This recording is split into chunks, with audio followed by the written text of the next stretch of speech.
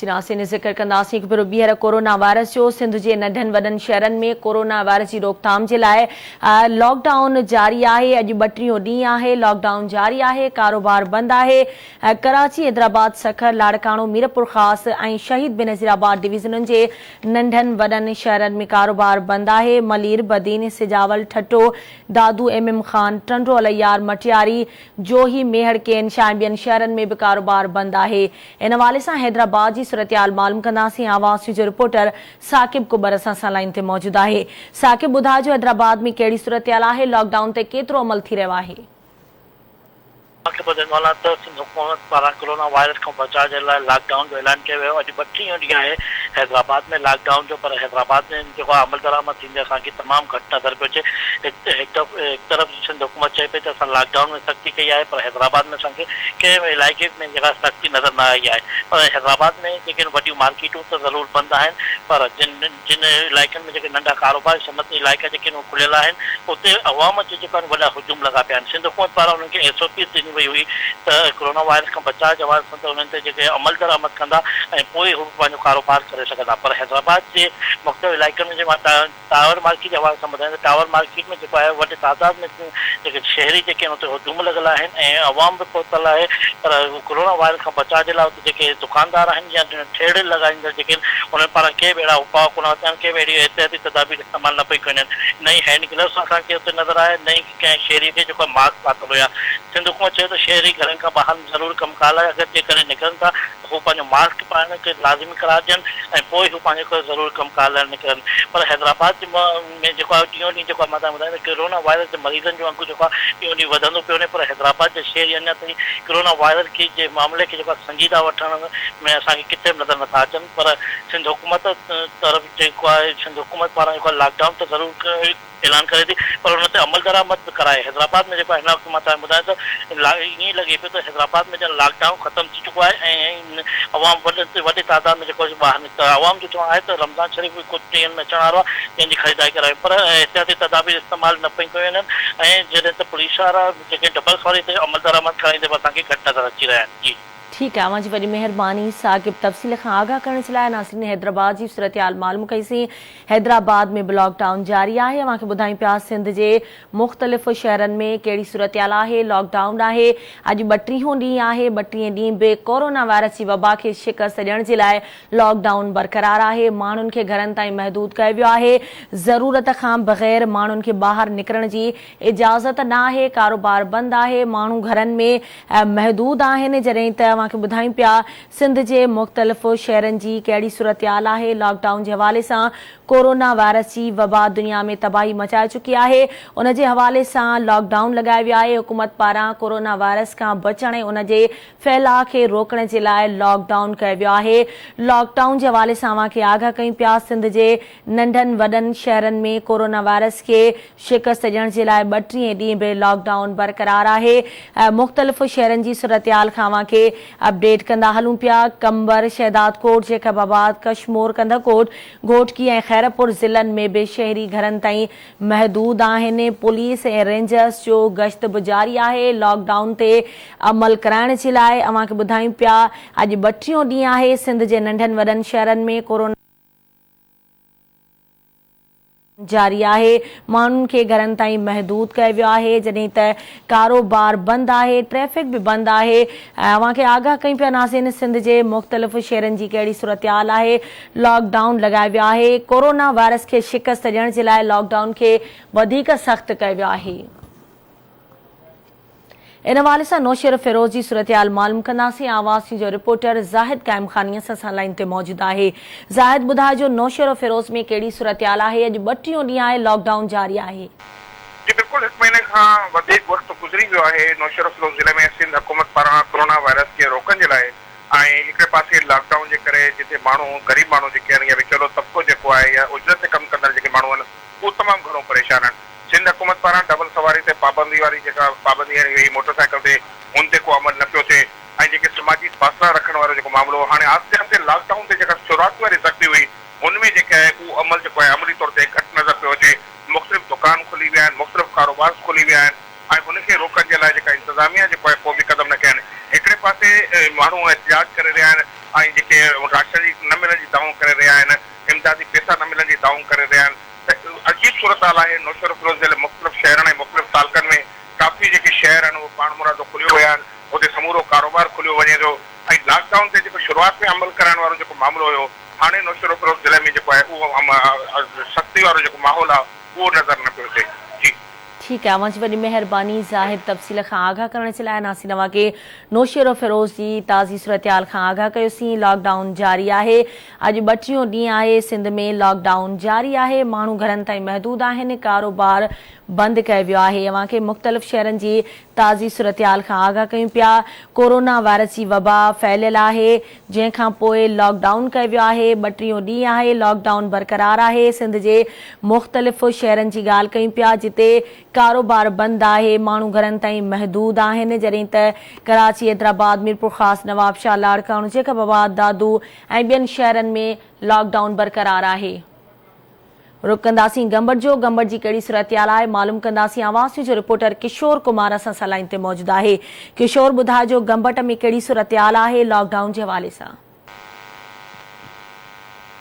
जी गज़ाला, बिल्कुलु अॼु 32 ॾींहं आहे कोरोना वायरस खे शिकस्त ॾियण जे लाइ सिंध हुकूमत जे ऐलान तहत अॼु 32 ॾींहं बि जेको आहे सो लॉकडाउन जो अमल जारी आहे। तव्हांखे ॿुधाईंदो न त लॉकडाउन पंहिंजी जॻह आहे त सही, पर उहो जेको पहिरियों शौर हुयो माण्हुनि में, उहो शौर हाणे घटि नज़र पियो अचे। कुझु दुकान खुलियल आहिनि, उते जेको आहे लॉकडाउन जी भंजकड़ी कंदड़ जेके माण्हू आहिनि उन्हनि जे ख़िलाफ़ क्रैकडाउन बि कयो थो वञे। जो तव्हांखे ॿुधाईंदो न त दिहाड़ीदार तबिको आहे उहो सख़्तु परेशान आहे। असांखे कुझु मुखियर हज़रात आहिनि, उन्हनि जे पारां समाजी तंज़ीमुनि जे पारां कुझु कमु नज़र त अचे थो, पर हुकूमत जे तरफ़ां उहो कमु नथो नज़र अचे जीअं जेको आहे सो जेको दिहाड़ीदार तबिको आहे उन्हनि खे को रिलीफ मिली सघे।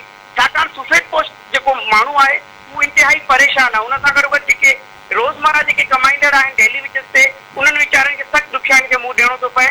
उन्हनि जो कारोबार त छा, उन्हनि जे घरनि जा जेके चुल्हा आहिनि उहे थधा थी विया आहिनि, उहे फाका कशी गुज़ारण ते मजबूर आहिनि। हुकूमत जे तरफ़ां अहिड़ी का पॉलिसी साम्हूं नज़र न आई आहे जेके ग़रीब दिहाड़ीदार तबिको आहे उन्हनि खे को रिलीफ मिली सघे। तो तव्हांखे ॿुधाईंदो न त हिन महिल ताईं जेके गंबड़ जा नंढा वॾा शहर आहिनि, जंहिंमें अगड़ा थी वियो, राजदेरो थी वियो, खोड़ा थी वियो ऐं मुख़्तलिफ़ जेके इलाइक़ा आहिनि उन्हनि में लॉकडाउन आहे ऐं पुलिस ऐं रेंजर्स जा अहलकार आहिनि ऐं पाक फौज जा जवान आहिनि, उहे गश्त करे रहिया आहिनि। ठीक है, अवां जी वॾी महिरबानी किशोर तफ़सील खां आगाह करण जे लाइ। नासिन अवां खे ॿुधायोसीं गंबट में बि लॉकडाउन जारी आहे, जॾहिं त शहरुनि पारां इहो चयो पियो वञे त हुकूमत पारां लॉकडाउन खां पोइ का बि मदद न कई वई आहे। अवां खे ॿुधायूं पिया सिंध जे मुख़्तलिफ़ शहरनि जी सूरतहाल खां अवां खे आगाह कयूं पिया।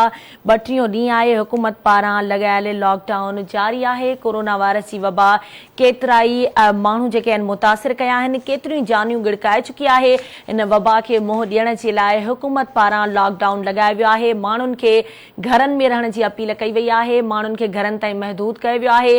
कारोबार बंदि आहे। अवां खे ॿुधायूं पिया लॉकडाउन आहे। लॉकडाउन खे अॼु 32 ॾींहं थी वियो आहे। सिंध जे नंढनि वॾनि शहरनि में कोरोना वायरस खे शिकस्त ॾियण जे लाइ लॉकडाउन जारी आहे। लाड़काणे में बि लॉकडाउन आहे। कोरोना वायरस जा कुझु केसिस जेके आहिनि उते साम्हूं आया आहिनि, कुझु वधी रहिया आहिनि, त लॉकडाउन जे हवाले सां कुझु हंधनि ते जेके इलाइक़ा आहिनि उहे सील बि कया विया आहिनि। अवां खे ॿुधायूं पिया सिंध जे मुख़्तलिफ़ शहरनि में लॉकडाउन जारी आहे। इन हवाले सां सखर जी सूरतहाल मालूम कंदासीं। आवाज़ जो रिपोर्टर शाहिद चनो असां सां लाइन ते मौजूदु आहे। शाहिद, सखर जी कहिड़ी सूरतहाल आहे लॉकडाउन जे हवाले सां आगाह कजो। बिल्कुल लागी तो अज 32 ॾींहं भी सिंध समेत सखर में लॉकडाउन जो सिलसिलो बरक़रार आहे। सखर में लॉकडाउन ते अमल दरामद कराइण ते सखर पुलिस असांखे पिणु जेको आहे बेवस नज़र अची रही आहे। सखर में लॉकडाउन में नरमी गुज़िरियल ॾींहं खां जेका उहा थी चुकी आहे। ट्रैफिक मामूल खां वधीक जेका आहे उहा वधी वई आहे। शहर में माण्हुनि जी रश भी तमामु जेका घणी आहे उहा असांखे नज़र अची रही आहे। वापे वारनि शहरनि ऐं मेडिकल स्टोर खां सवाइ बाक़ी ॿियो जेको मसरूफ़ तरीन कारोबारी मरकज़ आहे या उहे वॾा जेके कारोबारी मरकज़ आहिनि उहे मुकमल तौर ते हिन वक़्तु बंदि आहिनि। सखर में जेकॾहिं ॻाल्हि कजे सिंध सरकार तरफ़ां जेका पाबंदी लागू कई वई हुई त ॿियनि सवारीअ ते जेको आहे उहो पाबंदी आहे, पर सखर में त हिक ई बाइक ते 3 माण्हू जेके आहिनि उहे आसानी सां सफ़र करे रहिया आहिनि। ऐं आम ॾींहंनि में जीअं शहर जे अंदरि ट्रैफिक मामूल हूंदी आहे उअं ई अॼु असांखे जेको आहे सखन में बि ट्रैफिक जेका आहे उहा जाम नज़र अची रही आहे। माण्हुनि जो हिकिड़ो वॾो अंग जेको आहे उहो शहर में आसानी सां ख़रीदारी करे रहियो आहे, जॾहिं त समाजी जेको फ़ासिलो रखण वारी हिदायतुनि ते बि जेको आहे उहो शहरी जेके आहिनि उहे अमल दरामद न पिया कराइनि। दुकानदार हुजनि या थोरी पुलिस हुजे उहो बि इन क़िस्म जो जेका आहे उहो ख़्यालु न पियो रखियो वञे त माण्हुनि खे कंहिं दायरे में बीहारे करे छहनि फुटनि जा 3 फुटनि जो जेको समाजी फ़ासिलो आहे उहो रखी करे उन्हनि खे छॾियो वञे। इन सबबु जेको आहे सख में मां तव्हांखे ॿुधायां त मुक़ामी सतह ते कोरोना जा जेके आहिनि उहे 4 केस थी चुका आहिनि, जॾहिं त 2 माण्हू जेके आहिनि उहे हिकु जनाल चौक जो ऐं हिकु शेखी रोड जो जेको माण्हू आहे उहे 2 माण्हू मुब्तला आहिनि, जॾहिं त 2 हिकु औरत ऐं हिकु मर्द कोरोना में मुक़ामी सतह ते फौत थी चुका आहिनि। इन जे बावजूदि सखर जा जेके शहरी आहिनि उहे समाजी फ़ासिलो रखण जो ख़्यालु न पिया कनि ऐं लॉकडाउन में जेके हिदायतूं जारी कई वयूं आहिनि पुलिस खे या जेके ॿिया लागू कंदड़ इदारा आहिनि उन्हनि में बि असांखे जेको आहे सुस्ती नज़र अची रही आहे। सखर जे अंदरि त अॼु तमामु वॾी रश नज़र आहे ऐं माण्हुनि खे जेको आहे फ़ासिलो रखण वारी हिदायतुनि ते बि जेको अमल दरामद कराईंदे ॿुधायूं पिया सिंध जे नंढनि वॾनि शहरनि में कोरोना वायरस जी रोकथाम जे लाइ लॉकडाउन अॼु 32 ॾींहं बि जारी आहे। लॉकडाउन खां पोइ कारोबार बंदि आहे, ट्रैफिक बि बंदि आहे, जॾहिं त माण्हुनि खे घरनि ताईं महदूद कयो वियो आहे। मुख़्तलिफ़ शहरनि जी अपडेट सूरतहाल खां अव्हांखे आगाह कंदा हलूं पिया। सिंध में कहिड़ी सूरतहाल आहे लॉकडाउन जे हवाले सां मुख़्तलिफ़ शहरनि मां अव्हांखे आगाह कयूं पिया। सिंध जे नंढनि वॾनि शहरनि में 32 ॾींहं बि लॉकडाउन बरक़रार आहे, माण्हुनि खे घरनि ताईं महदूद कयो वियो आहे, कारोबार बंदि आहे। कोरोना वायरस खे शिकस्त ॾियण जे लाइ लॉकडाउन खे 32 ॾींहं बि जारी रखियो वियो आहे। अव्हांखे ॿुधायूं पिया मातली, सामारो, पिथोरो, शादीपली, नारो, ढोरो नारो, बठोरो, साकरो, गोलारची ऐं चूहड़ जमाली में बि कारोबार बंदि आहे। इन ई तरह शहरनि में ट्रांसपोर्ट बि बंदि आहे, माण्हू घरनि ताईं महदूद आहिनि, जॾहिं त सीधे सामान खीर ऐं दवाउनि जा जेके दुकान आहिनि उहे खुलियल आहिनि। लॉकडाउन खे कामयाब बणाइण जे लाइ उन ते अमल कराइण जे लाइ पुलिस ऐं रेंजर्स जो गश्त बि जारी आहे। सिंध जे नंढनि वॾनि शहरनि में कोरोना वायरस जी वबा खे मुंहुं ॾियण जे लाइ अॼु 32 ॾींहं बि हुकूमत पारां लॻल लॉकडाउन जारी आहे। माण्हू घरनि ताईं महदूद आहिनि, बिना ज़रूरत जे माण्हुनि खे घरनि मां निकिरण खां रोकियो वियो आहे, कारोबार बंदि आहे। अव्हांखे ॿुधायूं पिया त मलीर, बदीन, सिजावल, ठटो, दादू, MM खान, टंडोल यार, मटियारी ऐं सिंध जा ॿिया जेके नंढा वॾा शहर आहिनि उते लॉकडाउन बरक़रार आहे। पुलिस ऐं रेंजर्स गश्त करे रही आहे लॉकडाउन ते अमल कराइण जे लाइ। घोटकी जी सूरतहाल मालूम कंदासीं। आवाज़ जो रिपोर्टर मुश्ताक लगारी असां सां लाइन ते मौजूद आहे। मुश्ताक, ॿुधाइजो घोटकी में कहिड़ी सूरतहाल आहे, लॉकडाउन ते केतिरो अमल थी रहियो आहे, आगाह कजो। जेको कोरोना वायरस खे शिकस्त ॾियण लाइ घोटकी में जेको आहे महीनो थियण वारो आहे, महीनो थी वियो। घोटकी शहर मुकमल तौर ते लॉकडाउन पड़े घोटकी जी मुख्य बाज़ारूं, शाही बाज़ार, मोबाइल मार्केट, सुरागी बाज़ार, लेडीज़ बाज़ार, स्टेशन रोड समेत ॿिया जेके नंढा वॾा कारोबारी मर्कज़ मुकमल तौर ते बंदि आहिनि। हिन वक़्तु जेको आहे रेंजर सां गॾु पुलिस ऐं फौज जेके जवान जेके शहर जो गश्त करे रहिया आहिनि। हिन वक़्तु जेको कल्ह जेको गुज़िरियल ॾींहुं जेको घोटकी में 2 जेके वायरस जा केस दाख़िल थिया, जंहिंखे जेको आहे अस्पताल में दाख़िल कयो आहे। हिन वक़्तु सूरतहाल इहा आहे, घोटकी जा जेके 6 जेके पारा हुया मुख़्तलिफ़ उन्हनि खे जेको आहे सील करण लाइ सोचियो पियो वञे।